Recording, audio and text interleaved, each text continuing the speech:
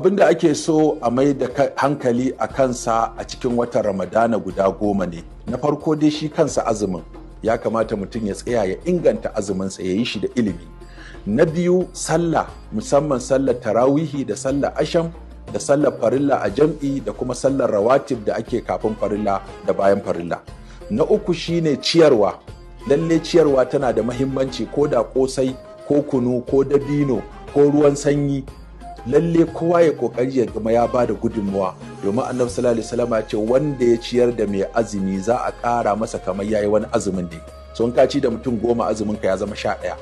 Sannan na hudu ana so mutum ya mai da hankali wajen shiga itikafi in yana da hali. Na biyar neman daren lailatul qadari. Na shida abinda ake so a mai da hankali a kansa a cikin wannan wata shine yafiya. Kada mu kuskura mu shiga wannan wata akwai wani yana jin haushin wani. A yafewa juna saboda gafara ake nema. Na bakwai ana so a shagala da karatun Qur'ani, kuma dama a cikin watan aka saukar da Alƙur'ani. Na bakwas ana so mutum ya shagala da addu'a, domin muna da lokuta guda 60, lokacin sahur da lokacin buɗe baki da lokacin da ake cikin azumi ana amsa addu'a. Da haka kowa ya wa kansa addu'a, ya wa iyalansa addu'a, ya wa 'ya'yansa addu'a, ya wa matansa addu'a, ya wa ƙasarsa addu'a, ya yi wa al'umman nan tamu gabaki ɗaya addu'a a samu zaman lafiya da kuma ingancin tsaro. Sannan na 9 ana so a sada zumunta. 'Yan uwa da dangi da aka yanke ba a hulɗa, to a zazzagaya a sada zumunta, domin sada zumunta a watan Ramadana tana ƙara arziki kuma tana ƙara zaman lafiya.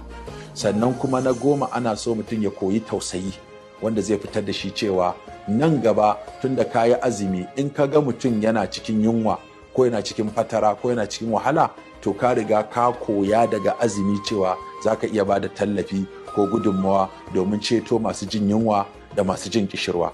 Amma wasu malamai suna cewa da yin umara a cikin watan Ramadana da kuma ciyarwa a cikin watan Ramadana, waɗannan abubuwa guda biyu duka ayyuka ne masu lada.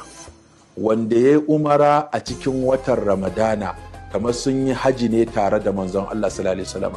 Wanda ya ciye kuma da mai jin yunwa za su shiga aljanna tare da manzon Allah, wato kusa da kusa.